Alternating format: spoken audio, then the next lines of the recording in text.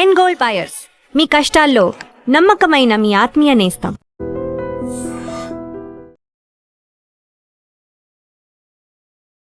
So ప్రస్తుతం అయితే అమూల్య అసలు ముఖ్యంగా అమూల్య స్నానం చేస్తున్నప్పుడు రికార్డ్ ఈ ఈ పర్సన్ వాళ్ళది ఇంకా నిందితులు ఉన్నారు. ఈ ఇల్లు కూడా అయితే చేశారు అని అంటున్నారు. ఒకసారి మీకు చూపిస్తాను ఎలా ఉంది ఏంటి పరిస్థితి అని లోపల. ఇది వాళ్ళ ఇల్లు. అమ్మ మీరు రండి, నిజంగా చూడండి ఇంటి పరిస్థితి ఎలా ఉందో.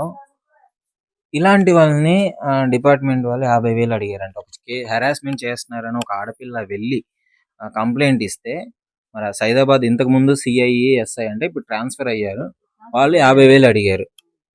ఇంత అంటే వీళ్ళ పరిస్థితి ఇంకా మరీ ఇక శవాల మీద చిల్లర ఏడుకోవడం కాకపోతే ఇలాంటి దీని ఏమనాలో తెలియట్లేదు. ఇక్కడ చూడండి, యాక్చువల్లీ ఇది నార్మల్ గా పల్లెటూరు లైక్ ఎట్లాంటి ఇల్లు కాబట్టి ఇక్కడ క్లోజ్డే ఉంది, మొత్తం ఏరియా క్లోజ్డ్ ఉంది. ఇక్కడ చేసినప్పుడు ఇటు సైడ్ నుంచి ఈ ఎవరైతే ఉన్నారో అవతల పక్క వాళ్ళ ఇల్లు ఎవరిది? గొడవ చేసినారు, కుమార్ వాళ్ళది. గొడవ చేసిన వాళ్ళ ఇల్లు. సో అతను అక్కడ నుంచి తీసినాడా? తీసిన తర్వాత వెంటనే ఇంకా తను మా బుజ్జి బయట వచ్చినారు. బయట వచ్చి చెప్పినారు, అందరికి చెప్పినారు, మమ్మీ అట్లా చేస్తున్నా అట్లా చేస్తున్నా అంటే వీడియో తీసినారు అని చెప్పినారు.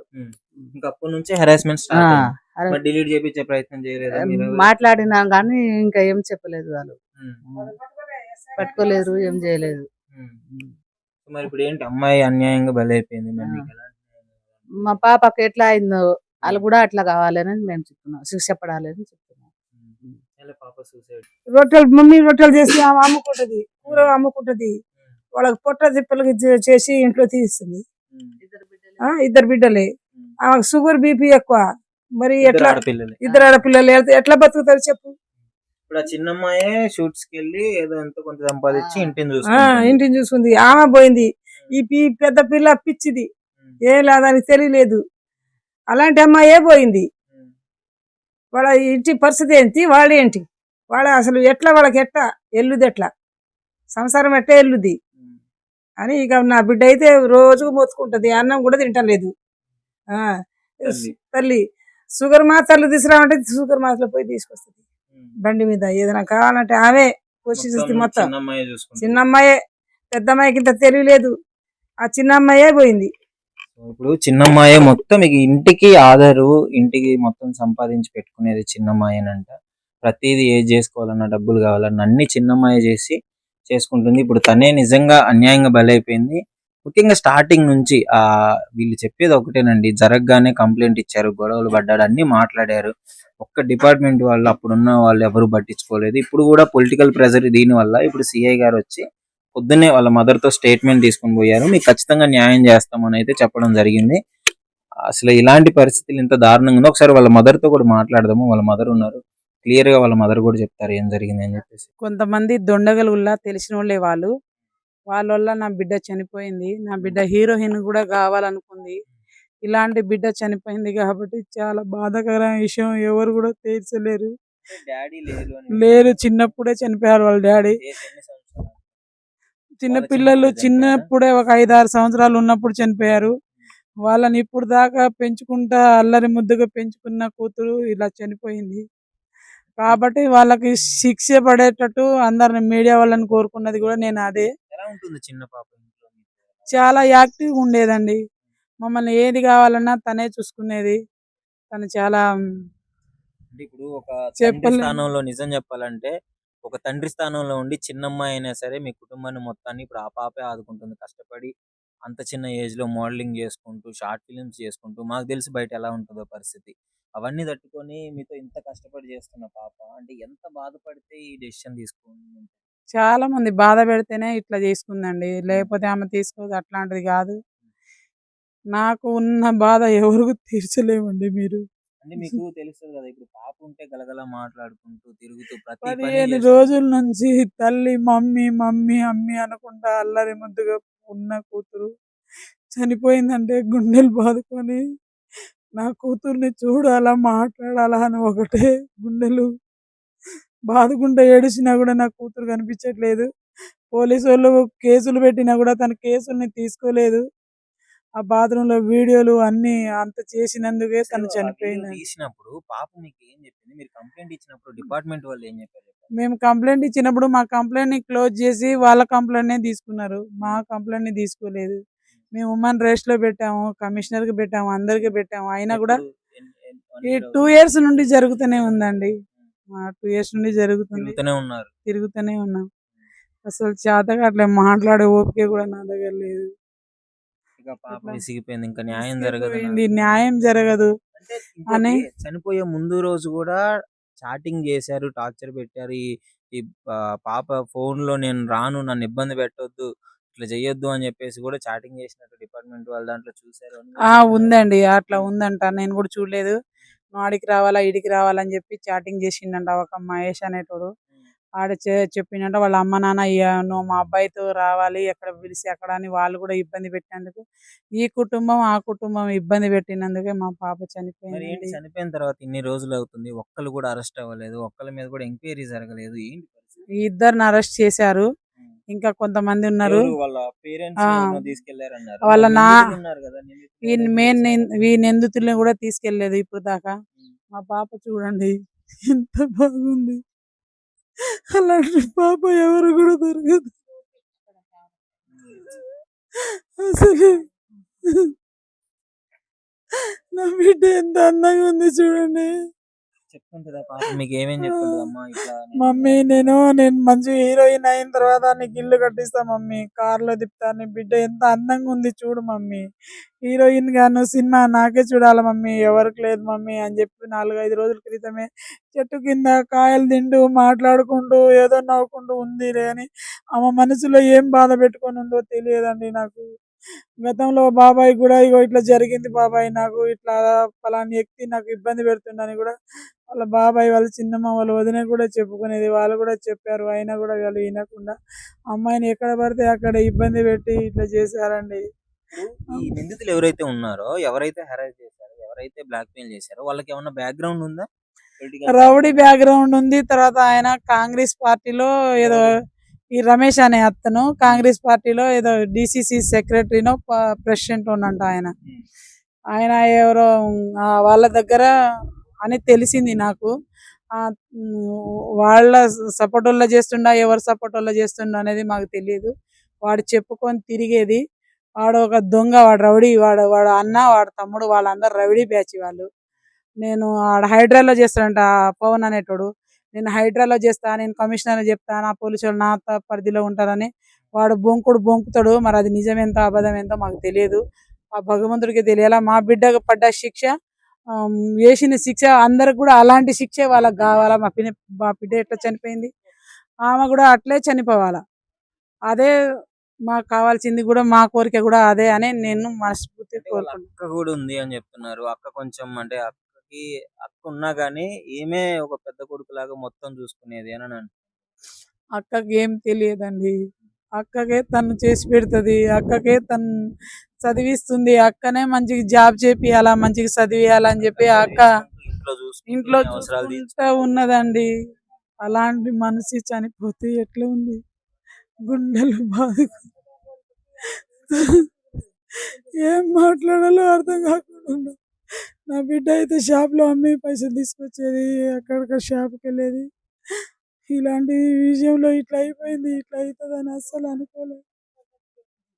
చూస్తున్నారు కదా, కనీసం అంటే మాట్లాడలేకపోయిన పరిస్థితి ఇక్కడ ఏమది. ఆ చిన్న పాప అయినా సరే ఒక పెద్ద దిక్కుగా మారింది ఇంటికి. తను మోడలింగ్ చేసుకుంటూ ఈ ఈ ఏజ్లో లిటరలీ ఈ ఏజ్లో మోడలింగ్ చేసుకుంటూ, షార్ట్ ఫిలిమ్స్ చేసుకుంటూ, ఇంట్లో వాళ్ళ అక్కను చదివించుకుంటూ, ఇంట్లో అన్ని పనులు చేసుకుంటూ ఒక తండ్రి స్థానాన్ని తను తీసుకోవడం జరిగింది. అలాంటిది ఒక 2 సంవత్సరాల నుంచి తనకి ఎక్కడ న్యాయం జరగట్లేదు. డిపార్ట్మెంట్‌లో న్యాయం జరగట్లేదు. బయట ఎవరిని అప్రోచ్ అయినా గానీ ఎవ్వరు ఏం చేయలేకపోతున్నారు. ఇక్కడ వీళ్ళు హెరాస్ చేసేవాళ్ళు టార్చర్ ఎక్కువైపోయింది. వీళ్ళకేదో బ్యాక్‌గ్రౌండ్ ఉంది. అందుకే పోలీస్ వాళ్ళు కూడా టచ్ చేయట్లేదు. ముఖ్యంగా అంటే పోలీసులు అందరిని అనడం లేదు. కొంతమంది మాత్రం ఇలాగే ఉన్నారు. వీళ్ళ వల్ల డిపార్ట్మెంట్ మొత్తానికి బ్యాడ్ నేమ్ వస్తుంది. వీళ్ళ దగ్గర 50,000 లంచం అడిగారంటే ఇంకా వాళ్ళని ఏమనాలి చెప్పండి మీరు? ఇలాంటి పరిస్థితులు అసలు ఒక నిండు ప్రాణం బలి తీసుకోవడం జరిగింది ఇప్పుడు. డెఫినెట్లీ ఈ ప్రభుత్వం, మరి ఆయన ఎవరో కాంగ్రెస్ పార్టీ ఏదో డీసీసీ ప్రెసిడెంట్ అంట. మరి ఇక పార్టీ కూడా ఒకసారి దృష్టిలోకి తీసుకోవాలి. ఖచ్చితంగా అంటే న్యాయమైన విచారణ జరగాలి. ఇప్పుడు ఎవరో చెప్పారని కాకుండా న్యాయమైన విచారణ జరగాలి. వాళ్ళ మీద డెఫినెట్లీ యాక్షన్ తీసుకోవాలి. తప్పు చేస్తే డెఫినెట్లీ శిక్ష పడాలని అయితే వీళ్ళు కోరుకోవడం జరుగుతుంది. దీనికి సంబంధించి ముఖ్యంగా ఈ టైంలో చిన్నపిల్లల మీద ఇలాంటి అఘాయిత్యాలు ఎక్కువైపోతున్నాయి. అంటే చిన్న ఏజ్ లోనే వీళ్ళు పట్టుకొని రేప్ చేయడానికి కూడా లాక్కెళ్ళారు. ఆ ఇంటి ఎదురంగా ఇల్లు అని చెప్తున్నారు. ఆ టైంకి ఒక పక్కన ఎవరో ఉన్నారు, సేవ్ చేశారు కాబట్టి సరిపోయింది. అప్పుడు కంప్లైంట్ ఇచ్చినా కానీ డిపార్ట్మెంట్ వాళ్ళు తీసుకోలేదంట. మరి ఇన్ని ఇన్సిడెంట్లు పాపం తను చూస్తూ భరించుకుంటూ మరి ఇక లాస్ట్‌కి మరి ఇక ఏమనుకుందో ఏమో ఇక చనిపోదని డిసైడ్ అయింది. వీళ్ళని వదిలిపెట్టి సారీ అని చెప్పేసి ఒక లెటర్ రాసి చనిపోయింది. మీకు ఆ ప్రూఫ్స్ అన్నీ క్లియర్‌గా పెడతాను నేను. ఆ ఎఫ్ఐఆర్ కాపీస్ పెడతాను. తను రాసిన లెటర్ పెడతాను. దీని గురించి అసలు ఏం చేయాలి? ఇలాంటి దుండగుల్ని ఏం చేయాలి? డెఫినెట్‌లీ మీరైతే కామెంట్‌లో పెట్టండి. కామెంట్ రూపంలో తెలియజేయండి. మీ తల్లి బాధ అయితే స్టార్టింగ్ నుంచి ఆమె రోదన చూడలేకపోతున్నాను. వాళ్ళ అక్క ఉంది. వాళ్ళ అక్క ఏం మాట్లాడలేకపోతుంది. అంత కుటుంబం అంతా చిన్న పాప మీద ఆధారపడి ఉందండి. ఆ పాపే ఇప్పుడు లేదు. సో డెఫినెట్లీ న్యాయం జరగాలని అయితే కోరుకుంటున్నాను. మా అమూల్య వాళ్ళ సిస్టర్ వెన్నెల ఉన్నారు. అసలు ఏం జరిగింది? ఇక్కడి వరకు ఎప్పటి నుంచి స్ట్రగుల్ అవుతున్నారు? ఏంటి అసలు అమూల్య సూసైడ్ చేసుకోవడానికి రీజన్ ఏంటి? అది క్లియర్ గా తనే చెప్తుంది. ఒకసారి విందాం. చెప్పు వెన్నెల, అసలు ఏమైంది? అమూల్య ఎందుకు ఇంత స్ట్రగుల్ అయ్యి ఇంత చిన్న ఏజ్ లో సూసైడ్ చేసుకోవాలి? తనకు 15 years ఓల్డ్ ఉన్నప్పటి నుంచి తను కొంచెం బాగుండడం లాంటిది, తను ఏజ్ వచ్చేసరికి అమ్మాయిలు కొంచెం గ్లో అవ్వడం లాంటిది జరుగుతుంది ఇప్పుడు ఈ జనరేషన్. సో ఏం జరిగిందంటే తను ఇక్కడ వాళ్ళు కుమార్ అనే వ్యక్తి ఇక్కడ వాళ్ళ ఇల్లు కన్స్ట్రక్షన్ అవుతుంది. ఫస్ట్ టైం 2 years బ్యాక్, తను 15 years ఓల్డ్ ఉంది. 2 years బ్యాక్ ఇల్లు కన్స్ట్రక్షన్ అవుతుంది. నేను మమ్మీ లేని సమయం చూసి అమ్మాయిని పిలిచి లోపల గుంజుకపోవడం లాంటివి చేశారు. తన వెనకాల ఒక ముస్లిం ఫ్రెండ్ ఉంది. తను వెళ్ళి మీరు ఏం చేస్తున్నారు అమ్మాయిని అని చెప్పి ఉరుకుంటా వెళ్ళి నేను PS కి ఫోన్ చేస్తాను, నేను 100 కి డైల్ చేస్తాను కానీ అమ్మాయిని వదిలిపెట్టారు. ఆ రోజు అమ్మాయి రేప్ అయ్యేది, ఆ రోజు వదిలిపెట్టారు. ఆ రోజు నుంచి ఇంకా అమ్మాయిని ఆ రోజు నుంచి టార్గెట్ చేసుకుంటూ అమ్మాయి బాతింగ్ చేస్తున్నప్పుడు వీడియోలు తీయడం, ఎక్కడైనా బయట కనిపిస్తే హెరాస్మెంట్ చేయడం. హెరాస్మెంట్ ఎందుకు చేస్తున్నారు అని చెప్పి PS లో కంప్లైంట్ చేస్తే PS వాళ్ళని సపోర్ట్ చేయడం. మెయిన్ ఫస్ట్ రీజన్ ఏంటంటే పోలీస్ వాళ్ళు మా కేసుని టేక్ ఓవర్ చేయకుండా మా కేసుని క్లోజ్ చేసి వాళ్ళ కేసుని పట్టించుకుంటారు. మెయిన్ గా మా అమ్మాయి చనిపోవడానికి రీజన్ పోలీస్ వాళ్ళు. ఎందుకంటే మేము పెట్టిన కేసు అమ్మాయికి ఇట్లా హెరాస్మెంట్ చేస్తున్నారని చెప్పి కేసు పెట్టడం కూడా తప్పేనా PS లో? ఎప్పుడు జరిగింది ఇన్సిడెంట్? రికార్డ్ చేసి బెదిరించడం, బ్లాక్మెయిల్? 2 years అవుతుంది. 2 years గా అమ్మాయి ఇట్లా వీడియో రికార్డ్ చేసుకున్నారు అని చెప్పి తన వాటర్ ఇట్లా ఆడుతూనే ఉంది. డ్రెస్ వేసుకొని ఉరుకుంటూ అక్కడికి వచ్చింది డ్రెస్ వేసుకొని తను పారిపోయాడు. రోడ్ నెంబర్ 8 నుంచి పారిపోయాడు. అక్కడ మా తమ్ముడు వాళ్ళు కూర్చున్నారు. అక్కడ లీడర్ ఆమె సక్రి అని తను ఉంటది, మా కాలనీ లీడర్. తను కూడా వెళ్ళి కొడదామని అక్కడికి వెళ్ళారు. ఇప్పుడు ఎవరికైనా కోపం వస్తుంది అమ్మాయిని చూసారంటే కొడదామనే ఉంటది. కానీ తనని కొట్టకుండా అక్కడికి వెళ్ళి మాట్లాడదామని వెళ్ళాము. నేను లేను, మమ్మీ కూడా లేదు అక్కడ. మా వదిన తను చూసి అక్కడికి వెళ్లే లోపు తను పారిపోయాడు. వాళ్ళ బావ ఒక్కడే ఉండు, రమేష్ అని. ఆ రమేష్ వాళ్ళ అక్క కూడా పూజ లేదు ఆ రోజు. వాళ్ళ అక్క కూడా పూజ లేదు. చేసిన అబ్బాయి వాళ్ళ అక్క పేరు పూజ. తను ఏం చేస్తుందంటే బయట నుంచి ఫోన్లు చేసుకుంటది. వాళ్ళని ఇట్లా సెటిల్మెంట్ చేసుకుని అమ్మాయి ఎక్కడ కనిపిస్తే అక్కడ చూడడము. ఇక్కడ ఒక కెమెరా ఇందాక తీపిచ్చాం కదా, చూసారా పోలీస్ వాళ్ళతో. కెమెరా ఏం చేస్తుంది అంటే అమ్మాయి ఎటు వెళ్తే అక్కడ క్యాప్చర్ చేసుకుంటది. కెమెరా చూసుకుంటారు వాళ్ళు. చూసుకొని అమ్మాయి ఎటు సైడ్ వెళ్తే అటు సైడ్ వాళ్ళ వెనకాల బ్లాక్ మెయిల్ చేయడం. వెనకాలకి వెళ్ళి నీ వీడియోలు ఇట్లా రికార్డ్ నేను బయట పంపిస్తా, నువ్వు రావాలి నా దగ్గరికి. నేను లేదంటే వీడియోలు బయట వైరల్ చేస్తా. ఇన్స్టాగ్రామ్, వాట్సాప్, ఫేస్బుక్ ఇట్లా యాప్లు కొన్ని ఉంటది కదా. సైడ్ నుంచి వెళ్ళి మరి తీపియడం ఇట్లాంటివి జరగలేదు. డిలీట్ చేపియడం గానీ. తను కనిపిస్తే కదా మాకు, చెల్లికే కనిపిస్తాడు. చెల్లి మాది చిన్న బిజినెస్ ఉంది ఒకటి, బ్యాంగిల్ స్టోర్.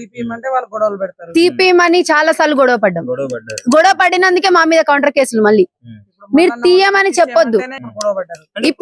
ఇప్పుడు వచ్చిన మల్లన్న టీం వాళ్ళు వచ్చారు కదా, పార్టీ వాళ్ళు వచ్చి ఇప్పుడు కెమెరా తీపించినందుకే గొడవ. చూసారా ఇందాక వీడియోలు తీసుకుంటున్నారు మావి. ఏం వీడియోలు తీసుకుంటారు వాళ్ళు? మావి అంటే ఇప్పుడు కెమెరా తీపియడం కూడా ఒక తప్పేనా? అమ్మాయి ఏడే పోతే కెమెరా క్యాప్చర్ చేసుకుంటది. ఇప్పుడు కెమెరా తీపించినందుకు ఆమె గొడవ పడుతుంది, వీడియోలు తీసుకుంటుంది. ఎందుకు అంటే మా మీద కంప్లైంట్ ఇవ్వడానికి. ఇప్పుడు మళ్ళీ ఇంకో కంప్లైంట్ చేయడానికి మా మీద మమ్మల్ని రెచ్చగొడుతుంది. ఈ కెమెరా విషయం ఏంటంటే ఒకసారి మీరు చూడొచ్చు ఎదురుగా. ఇది డెడ్ ఎండ్ అన్నమాట. ఇక్కడ ఏం లేదు, ఇది డెడ్ ఎండ్. ఈ రోడ్డు ఏం ఉండదు అసలు, ఎండ్ ఇది. అయితే అక్కడ కెమెరా ఎవరైనా పెట్టుకుంటే ఇటు అన్న రైట్ సైడ్ అన్న కనపడేటట్టు పెట్టుకోవాలి, లెఫ్ట్ సైడ్ అన్న కనపడేటట్టు పెట్టుకోవాలి. ఇది స్ట్రైట్ ఎగ్జాక్ట్ ఆపోజిట్ ఈ అమూల్య శ్రీ వాళ్ళ ఇంటికి పెట్టేశారు. సో ఇది క్లియర్ గా వీళ్ళ బాధ. అది ఇప్పుడు అట్లా పెట్టారు కాబట్టి తీపించమని చెప్పేసి అన్నారు. అక్కడ ఇష్యూ స్టార్ట్ అయింది ఇందాక. సో అంటే అసలు మరి డిపార్ట్మెంట్ ఇప్పుడు ఇక్కడ జరుగుతుంది ఇదంతా తెలిసింది, డిపార్ట్మెంట్ కి వెళ్ళారు. అక్కడ వాళ్ళు ఎలా స్పందించారు?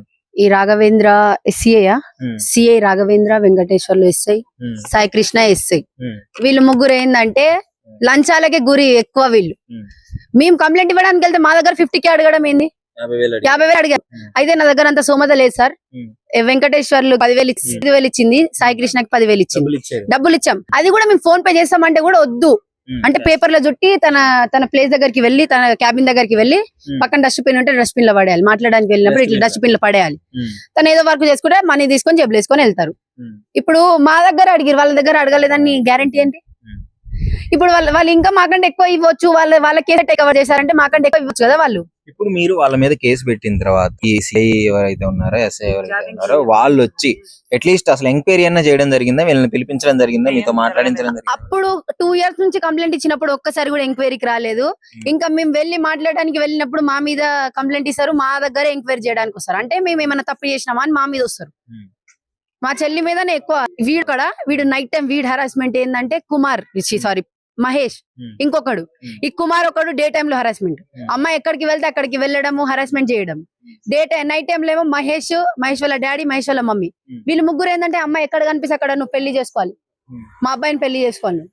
వాళ్ళ మమ్మీ డాడీ ఇబ్బంది, వాళ్ళ అబ్బాయిని అంతా మ్యారేజ్ చేసుకోవాలి అని వాళ్ళ మమ్మీకి ఉంటే మా ఇంటికి వచ్చి మాట్లాడాలి కదా.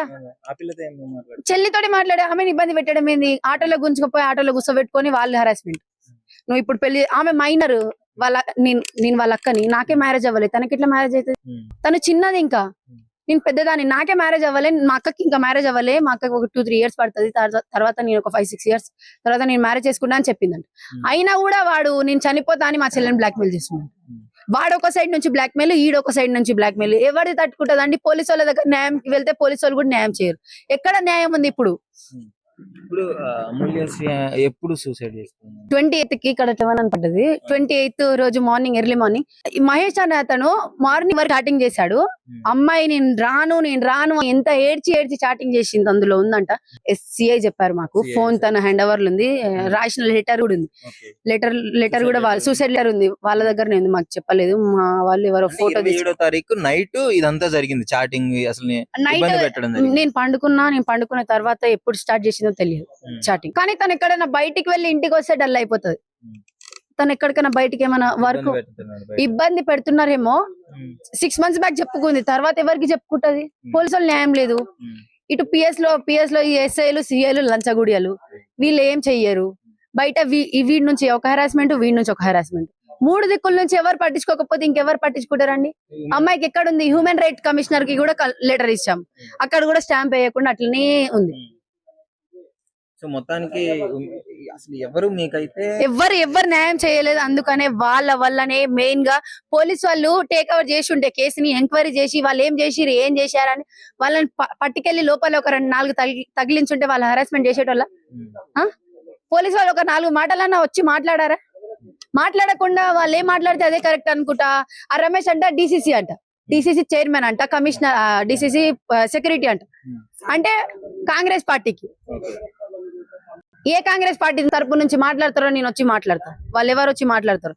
ఆయన అధ్యక్షుడు అంట, చైర్మన్ అంట, సెక్యూరిటీ అంట. ఒక మనిషి 3 రకాలుగా ఉంటారా ఏంది? కనీసం ఇప్పటికైనా ఇప్పుడు అమూల్యశ్రీ చనిపోయి 15 రోజులు అవుతుంది, వాళ్ళు ఇప్పటి వరకు రిమాండ్ చేయలేదు. ఏమనంటే ఎంక్వైరీ అని అంటున్నారు. అమ్మాయి రాసిన సూసైడ్ లెటర్ ఉంది, ఆ లెటర్ కి ఇంకేమైనా మ్యాచింగ్ రైటింగ్ కావాలని అన్నారు. అమ్మాయి రైటింగ్ అది నేను నమ్మను, వేరే రైటింగ్ కావాలని అన్నారు. వేరే రైటింగ్ కావాలంటే తనకంత నాలెడ్జ్ లేదు. మెయిల్ లో నెంబర్స్ ఉంటాయి. ఇప్పుడు మన మెయిల్ ఒక ఫీడ్ ఉంటే మనం పాస్వర్డ్ గుర్తుంటే పాస్వర్డ్ ఓపెన్ చేసి నంబర్స్ కూడా వచ్చేస్తాయి, ఫొటోస్ వచ్చేస్తాయి. తనకంత నాలెడ్జ్ లేదు, మెయిల్ ఉండాలన్న నాలెడ్జ్ కూడా లేదు.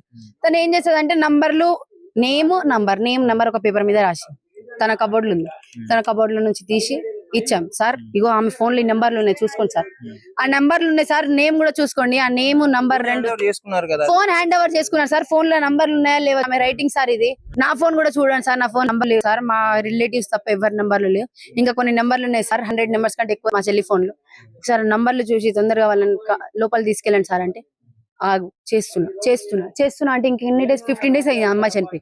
15 ఇక్కడ అమ్మాయి పండుకోబెట్టినప్పుడు మేము మీడియా వాళ్ళని కన్సిడర్ చేస్తామన్నా అంటే వాళ్ళు ఏమన్నారు, మీడియా వాళ్ళు చేంజ్ చేస్తారమ్మా, మేమే కదా కేసు, మీడియా వాళ్ళు వచ్చినా కూడా మేమే చూసుకోవాలి కేసుని, ఏమున్నా మేమే చూసుకుంటాం. మీడియా వచ్చిన తర్వాతనే కదా సిఐ వచ్చి ఎంతగానం చేసింది. మీడియా రాకపోతే అసలు పట్టించుకునే వాళ్ళు కాదు. పట్టించుకోకపోతుండే, అందుకనే కదా ఒక 10 days బ్యాక్ మమ్మీ అంటే 5 days బ్యాక్ అమ్మాయి చనిపోయి 7 days ఏమో అవుతుంది. చనిపోయినాక మేము రాపుల్ భాస్కర్ సార్ని, హైకోర్టు సార్ని కన్సిడర్ అయ్యాం. సార్ ఉండేమన్నారు, ప్రెస్ మీట్ పెట్టారు. వాళ్ళ అక్కడనే ప్రెస్ మీట్ పెట్టారు. ప్రెస్ మీట్ పెట్టి ఇంకా అందరికి వైరల్ అయ్యేసారు. తన వల్లనే అయింది. నెక్స్ట్ ఇంకొకటి ఏంటంటే ఇక్కడ వచ్చి బ్యానర్ బీసీ పీపుల్ ఫెడరేషన్ వాళ్ళు, వీళ్ళు ఒకటి, వీళ్ళ వల్లనే కొంచెం న్యాయం అనేది ఇప్పుడు మీడియా వాళ్ళు రావడం లాంటిది తెలిస్తేనే ఇప్పుడు వీళ్ళు డిపార్ట్మెంట్ వాళ్ళు కూడా కొంచెం యాక్షన్ తీసుకోవడం జరుగుతుంది. అవును. వాళ్ళకి ఏమన్నా బ్యాక్గ్రౌండ్ ఉందా? ఇప్పుడు ఎవరైతే ఇబ్బంది వాళ్ళు పెద్ద పెట్టారో గూండాలు, ఆ పవన్ గారు పెద్ద గూండా, ఆడు రవ్డి. ఆయనకి ఎందుకు ఇచ్చిరో లోపల హైడ్రాలో జాబ్ ఇచ్చిరు, ఆయనకి ఎందుకు ఇచ్చిరో 10th మెమో మీద ఎందుకు ఇచ్చిరు ఆయనకి హైడ్రాలో జాబ్? ఆడు దొంగ, ఆయన 10th అది ఆయన ఎగ్జామ్ రాయలే, ఎవరిదో సర్టిఫికేట్ పెట్టుకుని 10th హైడ్రాలో జాబ్ చేస్తుంది. హైడ్రా కమిషనర్ ని కలుస్తాను, మీరేం చేసుకోలేరు అంటే హైడ్రా కమిషనర్స్ కో ఎవరినన్నా కలుసుకో. అమ్మాయికి క్యాబిన్ లో ఇట్లా వర్క్ చేస్తున్న అబ్బాయి ఇట్లా చేస్తున్నాడు అంటే మీరు ఏం చేస్తున్నారు? ఆయన మీద కూడా కంప్లైంట్ ఇచ్చాం, పవన్ మీద. పవన్, రమేష్, కుమార్, పూజ వీళ్ళ నలుగురు మీద కంప్లైంట్ ఇచ్చిన. ఇంకా కొంతమంది అక్కడ నుంచి 3 వాళ్ళ మహేష్, వాళ్ళ డాడీ, వాళ్ళ మమ్మీ, వాళ్ళ పేరెంట్స్ ఇద్దరు. మరి ఇంత జరుగుతుంది. ఇప్పుడు ఒక అమ్మాయికి రాలైన పాప బలైపోయింది, నిండు ప్రాణం బలైపోయింది. ఆ తర్వాత అసలు ఎలాంటి యాక్షన్స్ తీసుకుని ఎవరు ఏం పట్టించుకోవట్లేదు. మహేష్ వాళ్ళ డాడీ ఇద్దరు అరెస్ట్ అయ్యారంట. చనిపోయిన రోజు అరెస్ట్ అయ్యారంట. 2-3 days తర్వాత అరెస్ట్ అయ్యారనుకుంటా. లోపల చెంచెల్ కూడా జైల్లో వెళ్ళారనుకుంటా. వీళ్ళకి ఎందుకు అరెస్ట్ చేస్తలేరు అని నా క్వశ్చన్. వీళ్ళు ఇంకా బయట తిరుగుతున్నారు, వాళ్ళ అత్త వాళ్ళు గొడవ పడడానికి వస్తారు. ఏమన్నా మా అమ్మాయి చనిపోయింది, మా బాధ మాకు ఉంటది, మేము ఏడుచుకుంటాం, తిట్టుకుంటాం, ఏమన్నా చేస్తాం, మా ఇష్టం అది. మా అమ్మాయి చనిపోయింది కదా, మా బాధ ఉంటది మాకు. ఇప్పుడు ఇంట్లో ఒక అమ్మాయి ఉండి ఉండి ఉండి వెళ్ళిపోయిందంటే ఎట్లుంటదండి? ఎవరి ఇంట్లో అన్నా చెప్పండి. ఒక అమ్మాయి ఇంట్లో ఉండి తిరిగి తిని కలిసి ఉంటే వేరు, ఇంత ఇబ్బంది పడుకుంటా సూసైడ్ చేసుకుని చనిపోతే. ఇప్పుడైతే మీకు ఎలాంటి న్యాయం కావాలని ఇప్పుడు కోరుకుంటున్నారు? ఒక అమ్మాయి చనిపోవడానికి రీజన్ ఏంటంటే అబ్బాయి వల్లనే చనిపోయింది. 4 అబ్బాయిలు, ఒక ఆడ ఇంకా కొంతమంది వాళ్ళ డాడీ, వాళ్ళ మమ్మీ, వాళ్ళ పేరెంట్స్, వాళ్ళు 7 members ఇన్ఫ్లుయెన్సర్స్. అంటే వాళ్ళది నాకు తెలియదు. మహేష్ ఇతన్ని ఇన్ఫ్లుయెన్సర్స్ యూజ్ చేసుకుంటున్నారు వీళ్ళు. వీళ్ళది ఏంటంటే వీళ్ళు రౌడీలు, గుండాలు. ఇప్పుడు ఇంకోటి చెప్పాలి ఏంటంటే ఇక్కడ కాలనీ వాసులు ఎవరు మాకు సపోర్ట్ కి రావట్లేదు. ఇప్పుడు రీజన్ ఏంటంటే చంపేస్తా, బెదిరిస్తా అని భయపెడుతున్నారు అంట వాళ్ళని. మీరు ఎవరైనా మాట్లాడితే మీ మీద బ్లాక్ మ్యాజిక్ అన్న చేస్తాం, మిమ్మల్ని కొట్టని తిట్టాను అంటే భయపడరా? ఇప్పుడు ఇంట్లో ఏమైనా అవుతుందేమో అని భయపడతారు చాలా మంది. బ్లాక్ మ్యాజిక్ చేస్తామని భయపడుతున్నారంట, చంపేస్తా అని భయపడుతున్నారంట. మీరు ఎడ కనిపిస్తే ఆడు చాకుతో పొడిచేస్తాను బ్లాక్. ఆ పవన్ గారు పెద్ద గూండా, ఆడు పెద్ద రౌడీ. ఆయనకి అసలు ఎందుకు ఉందో ఆడు ఇక్కడ కాలనీలోంచి బయటికి వెళ్ళకూడదు. వాళ్ళ అత్త వాళ్ళ ఇల్లు. ఇప్పుడు కెమెరా తీపిస్తే ఆమెకి ఎందుకు అంత పెయిన్ అవుతుంది? ఎందుకు అంత పెయిన్ ఆమెకి కెమెరా తీపియంగానే? మా చెల్లి చనిపోకుండా 2 years నుంచి పెట్టిస్తున్నారు. 2 years నుంచి ఆమెకు హరాస్మెంట్ అయితేనే ఉంది. 6 months లో చెప్పుకుంది. 6 months తర్వాత కూడా అయినట్టుంది. అందుకనే తన లెటర్ లో కూడా ఉంది, మమ్మీ నేను చెప్పిన ఫస్ట్ లో, తర్వాత నేను నీకు చెప్పలేకపోయినా, నాకు ఇలాంటి ఇబ్బందులు నేను బయట ఎవరికి చెప్పుకున్నా, నాకు ఇలాంటి న్యాయం లేదు అని చెప్పి లెటర్ రాసి సూసైడ్ అటెంప్ట్ చేసుకుంది. ఎంత బాగుంటే సార్ అన్నా, నేను చెప్తున్నా కదా, చాలా వరకు అసలు చనిపోయే మనిషి కాదు. తన ఇంటిని లీడ్ చేసుకుంటది అన్న. నాకు ఏమైనా కావాలంటే ఇప్పిస్తుంది. మమ్మీకి ఏమైనా షుగర్ టాబ్లెట్స్, బీపీ టాబ్లెట్స్. మేము షార్ట్ ఫిలిమ్స్ కూడా తీసాము. తనకి హీరోయిన్ అవ్వాలంటే బాగా ఇంట్రెస్ట్. హీరోయిన్, యాక్టర్ అంటే తనకి కొంచెం ఇంట్రెస్ట్. స్టడీ మీద కూడా ఎక్కువ ఫోకస్ పెట్టుకున్న యాక్టర్ అనుకుంటానే తను. యాక్టర్స్ అందరు చదువుకున్న వాళ్ళేనా అది ఇది అనుకుంటా అన్ని గూగుల్లో కొట్టుకుంటా చూసుకుంటా ఉంటది. ఇప్పుడు యాక్టర్ అయితే అని తన షూట్స్ కూడా సింగిల్ టేక్ లో అయ్యేది. కొన్ని షూట్స్ నేను ఒకటి మీకు ఫార్వర్డ్ చేస్తా, అది ఉంది. అది కూడా సింగిల్ టేక్ లో తీసినాయి చాలా వరకు. తనకి యాక్టింగ్ మీద ఇంట్రెస్ట్ ఉంది కాబట్టి కదన్నా, ఒక ఫీల్డ్ మీద ఇంట్రెస్ట్ ఉంటేనే. కొంతమంది అంటున్నారంట యాక్టింగ్ షూటింగ్ వాళ్ళు కొంచెం ఇబ్బంది పెట్టినందుకు చనిపోయిందని ఇక్కడ అంటున్నారంట. వాళ్ళు ఏ పరంగా మాకు ఇబ్బంది పెట్టలేదు. వాళ్ళు ఇంకా ఒక బిడ్డలాగా, ఒక చెల్లిలాగా ఒక చూసుకున్నారు మాకు షూటింగ్ లో. వాళ్ళు ఇంకా వేరే వాళ్ళు ఎవరైనా పిలిచినా కూడా వెళ్ళొద్దమ్మా షూటింగ్ లకు. ఇక్కడ బయట సోషల్ మీడియాలో ఉన్న వాటికే వెళ్ళాలి, పర్సనల్స్ దాంట్లో వెళ్ళొద్దు అని చెప్పి వాళ్ళే నేర్పిస్తారు ఇంకా.